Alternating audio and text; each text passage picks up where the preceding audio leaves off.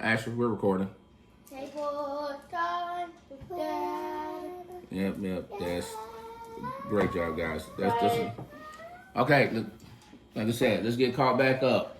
Since the last time we did Bible, again, Moses and the people have traveled, and we got the tent and the tabernacle and all these things. All right, some of the highlights that from Moses. We had people that were not listening to Moses, and God killed a lot of them up until the point that we're up to now. The people disobeyed, whether it's they made their own God out of jewelry that they were wearing to worship under the leadership of Aaron while Moses was going to be with God. And the people have had various misadventures along the way after leaving Egypt. Now, we're going to get to the point, when we're picking back up in Leviticus, this is the portion called the law of the books of Moses.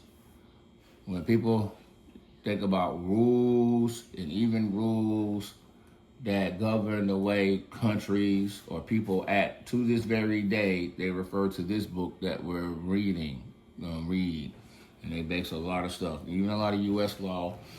Some of the things in here you'll find in America as illegal, because it's illegal in the Bible. Okay? All right. So, anybody wanna try? Anyone wanna try reading? Oh, Israel always wants to do it. All right, go ahead, man. Chapter 1. Chapter 1, verse 1. The Lord called Moses and spoke to him from the tent. Meeting said, "Speak to the people of Israel and say to them, when anyone of you brings an offering to the Lord, you shall bring your offering of livestock from the herd or his or from the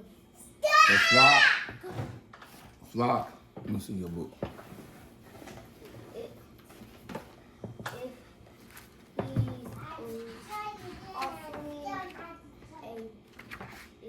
a burnt offering from the herd, he shall offer a male Without blemish, I think. Blemish? Him shall bring it to the entrance of the tent of meeting, that the entrance of the tent meeting.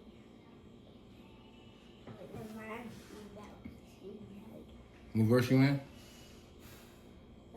4. All right, so it's okay.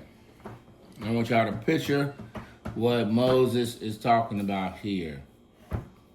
God is about to give the law for offerings. Now, we do offer, you go to church and there's always an offering. This is where they get the idea from. There's a part where they ask for money at church. This is where they get it from. They're trying to imitate this. Pay attention to your Bibles. Good job, Ezra, on the reading. All right. The Lord. The name for the Lord here is Adonai. Adonai means master in the original language. So Adonai. So our writer Moses is telling you about God specifically in a way. So Adonai called to Moshe and said to him at the tent of meeting. At the tent of the meeting, guys, remember, this is where God could be seen physically. Yahweh Elohim. They put the tent up. It has a divider and God's physical presence. You can find him there. You, me, anybody could literally walk into the tent and see the God of the universe. They can go talk to him. Okay? He's on earth. All right? And he's with them. All right? So Adonai called the Moses and spoke to him from the tent of meeting, said, speak to the people of Israel and say to them, when you bring an offering to Adonai, you must bring an animal either from your herd or from your flock. And this offering is a burnt offering from the herd, and he must be a offering male without defect. And he is to bring it to the entrance of the tent of meeting so that it can be accepted by Adonai. He is to lay his hand on the burnt offering, and it will be accepted on his behalf to make atonement for him. He is to slaughter the young bull before Adonai, his master, and the sons of Aaron, the priests, are to present the blood. They are to splash the blood on all sides of the altar, which is by the entrance of the tent of the meeting. He is to skin the burnt offering and cut it into pieces. The descendants of Aaron to put the fire on the altar and arrange the wood, and the sons of Aaron, or the priests, are to arrange the pieces of the head and the fat on the wood, which is on the fire or the altar, to wash the entrails of the lower part, so the guts of the legs and the crotch and all that, with water, and the priests are to cause all of it to go up in smoke on the altar as a burnt offering. It is an offering made by fire, a fragrant or a good smelling aroma. Dawson. No, remember, we're on the camera, and so you making that face. You're not paying attention. Imagine what's going on here. So God says in the offering, hey, if you want to bring God something, just like how you show someone homework, or how you like, oh, Dad, look what I made in school. So he's like, when you bring it, it needs to be perfect. Don't bring me no trash. Bring me your best animal. Then when you bring your best male animal, you're going to put your hand on it. And God is going to be like, okay, I will accept this animal in your place for your sins, or whatever it is you trying to seek the Lord for. And so it says, all right, as soon as you put your hands on the animal, then you take a knife, then you have to kill this animal and gut it and skin it and cut it into pieces. Now, Aaron, Moses' brother, and his sons, the priests, they're going to help you they're going to set the barbecue up. They're going to put the wood and get all the stuff on there so everything can be burnt up. And there's a way to burn it up. And if you burn it up just right, it smells good to God, okay? I like it. No different than the yes, the priest, that was part of their food. So some of it get burnt all the way up, and then the other part, so it's like, hey, we got all this meat. What are we gonna do with all this meat? We can't just burn up all this meat. We got a ton of people. And it's like, yeah, we're gonna feed the priests, the people who work here. They get to eat some of the meat, they barbecuing it up. And then the rest of it's getting burnt. And it's like a big old picnic or barbecue going on. So think of it like an offering time, like a party. So you go to a party, there's music, and right. And then they bring the animal, they cut it up, and fire. Everybody's like, yeah. And so that's the way it's supposed to look, okay? Here we go. Continuing on, verse 10.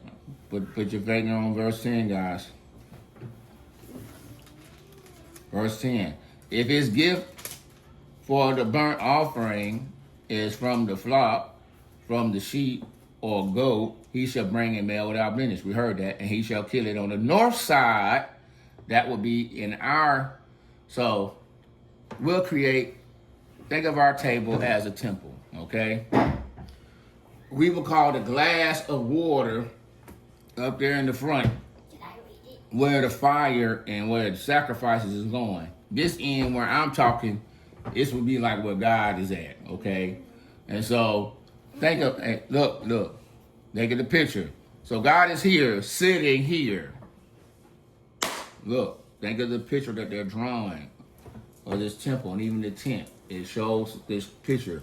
God sitting here at this almost like a table on his throne before him. Right there is the spot where people bring gifts and offerings that they offer to God. The reason why they're cutting it up and burning it and destroying it is because ideally, boys and Hadassah, you're bringing the absolute best thing in the world. Your most valuable thing. That's why it's a perfect male goat. That's why I don't want to get rid of the cat's genitalia, because it's perfect. What's a genitalia? The animal that you're bringing to God to kill is an animal that you want to reproduce. That you want to reproduce. It will make you very wealthy if it reproduces. It is the best. This is like me taking Blue Cat and bringing Blue Cat to the Lord. I mean, I got a lot of blue, assuming I've had a lot of cats, blue cats, but this is the best blue cat. It is the perfect one. And this is the one I'm bringing to the Lord, the one I care about the most. You understand? And that's showing him, and that's showing God, listen, that there is nothing on this earth. Listen, that's showing to God there's nothing on this earth that is more important that I would keep to you, that I put before you. It's like when you guys bring me a gift, it's like I know if it's good or bad. A gift that's well receptive would be like, hey, Dad, there's only one donut and it is mine and it is my favorite. Here, Dad, I love you so much, I will give you my favorite donut. And it won't even be, I will happily give, I love you so much, I will happily give you my favorite donut because it makes me happy to give it to you. That is the point that God is trying to do. It's a test of our hearts to see what we really believe and what we really think. If we believe, we'll do what's right. If we don't, we'll do, you understand? It's no different with your homework. It's no different than your chores. When you're doing them right, mommy, daddy can tell, and it looks better. You understand?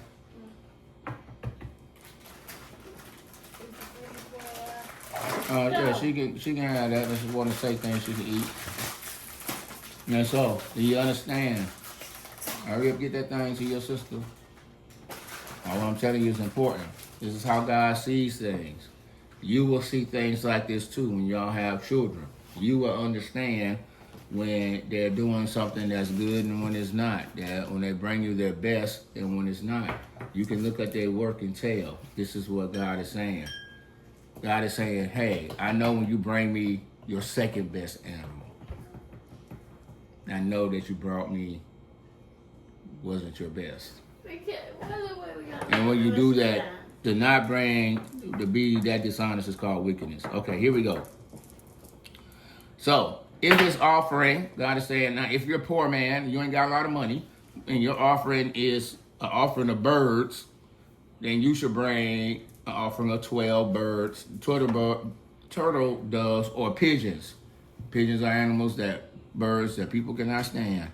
So we're supposed to bring pigeons, even though they're quite smart, and I like their feathers. They are, and I like they got that cool, the way that ocean color where their feathers change color in the light. I like that too. But and they can be trained to deliver messages, and so they're actually pretty useful animal. But anyway, if you're poor and all you got is some birds and pigeons, pigeons, and the priest, verse 15, the priest shall bring it on to the altar and wring his head.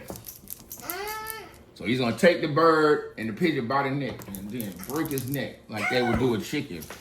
And then the priest, and then they're going to burn it on the altar, and then all the blood will be drained on the side of the altar, and he shall remove its crop and its contents and cast it besides the altar on the east side in the place of ashes. He shall tear open his wings, but not sever it completely. And the priest shall burn it over an offering with wood and fire, and his offering is pleasing aroma to the Lord. All right, look, so they're going to process the bird. Take the bird, wring his neck out, cut him open, split him up. He's gonna bleed out, tear his wings out, throw that in the ashes, and you're gonna burn the rest of the bird. Okay? Even the legs. Yes. You're gonna cut him, you're gonna butcher that bird, and you're gonna throw it in the ash and burn up the rest. Okay? So, chapter 2. Chapter 2. We're in chapter 2. Yes, put your finger on chapter 2. Am I in chapter 2? And we'll do on chapter 2, and we'll get to the grain offering when your brother gets back.